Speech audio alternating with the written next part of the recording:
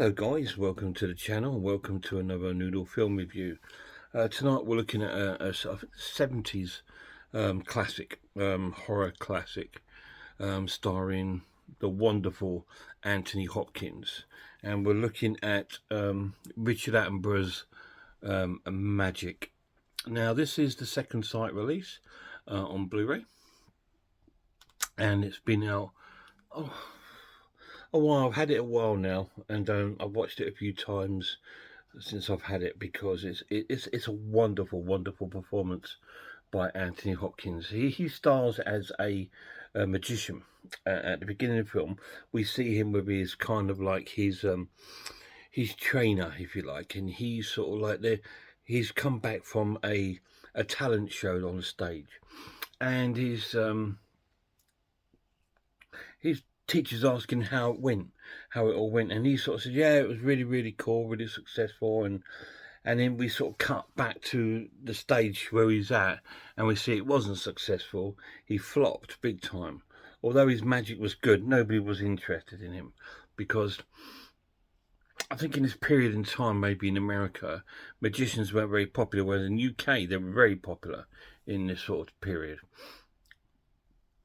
But in America, they weren't. So, and he was doing card tricks, and everyone was ignoring him or laughing and walking out because they're bored of it. And he's telling his teacher how successful he was, and all these people clapped and cheered and stuff like that. And he did his famous trick with the ace cards. So, and then his teacher sort of pulls him up on it. Says, "Don't bullshit me." He says, "What?" He said, "Yeah, no one was interested. It was just a big flop, and nobody was sort of interested whatsoever." And his teacher says, "Because you need to find your muse, your thing that attracts people to your show." And then we sort of cut. I think it's supposed to be years later, where we see he's now got a manager, and he's playing at the club where he flopped, and it's full and sold out. And his manager's there, and he's meeting a guy from the TV to try and promote him to get him on the television. Now, the guy arrives for the TV show, doesn't know at the time that he's a magician. And then when he finds out, he says, "I'm not interested. No one's interested in magicians." And he says, "Well, just give us a break. Just watch, and don't sort of, say anything until you sort of like seen his act." Anyway, so it's a full house, and they all cheer and clap when he comes on stage. So at this time in the film, if you've never seen it, you think, "Well, what's going on?" Because it's sort of jumped from him being really sort of not booed off, but not liked, to now being like really popular. And he does the same magic tricks. He gets the female from the audience to pull a card out, etc., etc., and then he gets heckled by someone right at the back of the stage. I mean, out of the audience, saying, "Oh, I know what's going to happen. You're going to pull it out of there. You're going to pull it out of there. It's up your jacket and all this." And he was sort of like heckling him. And a TV producer says, "Oh, there's always one in there spoiling the show," sort of thing. Because he's trying to enjoy it. He's not really impressed by him at the moment, because he thinks he's just a boring old magic tricks. And Anthony Hopkins then sort of like says, "Well, to the heckler, if you can do better, you come up on the stage and do better." He goes, "Yeah, I can." So he goes, "Okay, then I'll come over and get you." So he walks over, and the TV producer, "What earth's going on?" and stuff. And then he turns up at the stage with his puppet, because he's a ventriloquist as well. He's had his ventriloquism to his magic act, and he's really good at it. And he gets the whole audience rolling, including the TV producer. So he's impressed everyone with this sort of like part of his act. And his doll's called Fats. And I can't remember what his name is. It's got a funny name in the film, like Cookie, something, or I can't remember what his character's name is. Corky, something like that. His name is. Anyway, so he's there on the stage, and after the show, the TV producer and his agent go backstage to talk to him. And he speaks to his agent when the TV producer goes, "Well, did I do good?" He goes, "Yeah, you did well." He goes, "But I said I didn't want to let you go just yet because I'm not holding you back."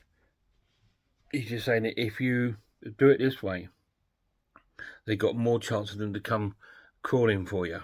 So he sort of like says, "Just stick with me, and I'm doing the right thing." And sure enough, months later, we see down the line they're in New York, and they're going for dinner. His agent and Corky, they're going for dinner, and they're talking about they want him for the TV, and he's absolutely dead chuffed that he's going to be big and famous.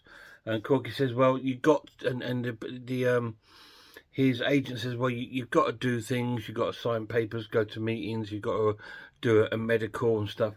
And as soon as he mentions the medical, he doesn't want to go because he has some sort of mental disabilities. There's a bit of schizophrenic going on with him, and he doesn't want to have a medical. So he says, "Is it a deal breaker?" He says, "Yeah." He goes, "Well, try and work it out." He says, "Because I don't want to do no medical." So after the dinner, the agent tries to sort it out with the TV people, and then calls him. Says, "There's no way they won't. You've got to do medicals by law before they do TV shows. You know, you've got to have this medical." And he says, "I'm not having it," and he hangs up. And he does a runner. He takes Fats, his doll, and does a runner. And he goes back to his sort of hometown area out in the countryside. And he's trying to chase up with an old flame, a girl he used to like at school. And she owns like a sort of cabin, sort of like holiday resort by the lake. So he goes there to hire out a cabin. He recognises her straight away, and she recognises him, but they both think they don't recognise each other. And then he introduces her to Fats, the doll, and she loves the doll, and then he sort of like lets out that he remembers her, and she goes, "Oh, I remember you too," sort of thing. And they start talking and stuff like that. And they decide to have dinner at night. So, but at this time when this is going on, Fats, the doll, is talking to Corky regularly. They are talking to each other when they're not with anyone. So it's really like taking over him. And he's sort of like, you can see where the film's going, right? So he goes to dinner with the girl, and he tells her how much he really fancied her and all this sort of stuff, and he had a big crush on her and all that. And the dinner was quite successful, and he goes back to his cabin where he's hired, and Fats the doll starts sort of being sarcastic and sort of almost having a go at him, because this doll was starting to take over his personality, and it's dictating, telling him what to do and what to say and how to be, and it's almost like they're becoming inseparable. And that's what I'm going to tell you. And so the film goes on, and I don't want to tell you no more because I want you to watch it and find it yourself. It's an amazing film, really, really cool. So what do I think of Magic? It's an incredible film. It's really, really cool. It is one of my favourite horror films of all time. It is a very slow sort of film.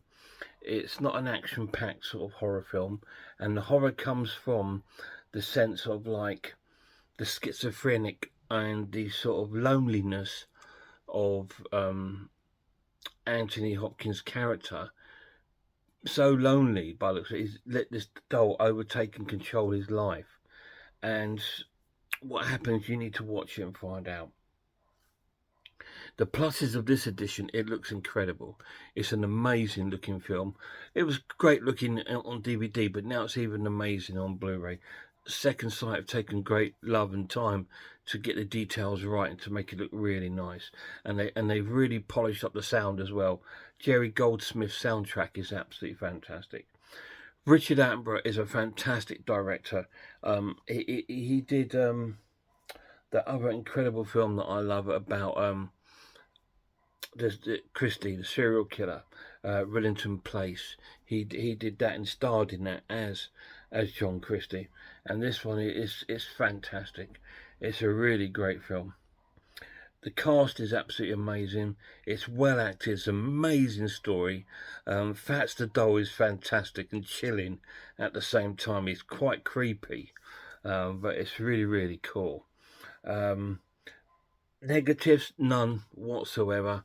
Absolutely classic, amazing film. So I'm going to score Magic an essential watch and give it a 10 out of 10. I've got to, because it's a classic film, and it's one of those classic films that everyone's forgotten about. Okay, so everyone's forgotten about this film because it's like it's of its time. It looks very 70s. It's it is of its time, but it's amazing, and I'm just shocked that Anthony. If any horror film deserved Oscars, this is one of them. Simply because of the way Anthony Hopkins performs his character. He's so believable. He's likable and not likable at the same time. He's a very well, he's two-faced in it because I think because of his circumstances. He's obviously got some mental health issues, and now this doll is come into his life, and so he's going to be sort of two-faced, behaving two separate ways. And the way he performs the role is absolutely incredible, outstanding. It's brilliantly written as well, great script. But Richard Attenborough's direction is fantastic in the film. It's wonderfully shot. It's great to look at. The nightclub scenes and stuff where he's performing are fantastic, and the eerie, creepy scenes are eerie and creepy. It's really cool. Cannot recommend the film enough. Magic, 10 out of 10. Any of you guys seen it? If you have, let me know down below what you think of it. It's one of those films that it's been a big place in my heart for a long time. I first saw this film in the 70s, or beginning of the 80s, and I loved it straight away. It really freaked me out, and it freaked me out because of how his willpower was so weak to be sort of like believing in this doll was alive almost, or his friend or personality. And it's a really amazing sort of split personality kind of film, and it terrified me. It really did. And it's an amazing horror film. It's a horror film that I think most people can watch. You don't have to worry about gore or jump scares. It's just something that I think is definitely worth watching or owning. You must own this if you're a horror fan. Great film. Thanks for watching this video, guys. Till my next one, check out some more horror channels for me. Check out Horror Hands, Horror Geek Man Film, RS Designs, Pizzlewell, I'm the Ice Lord, Cat Watches Horror Movies, and Grumpy Andrew's Haunted House. And a massive shout out to my lad Lemon Lord, or Mark as you know him.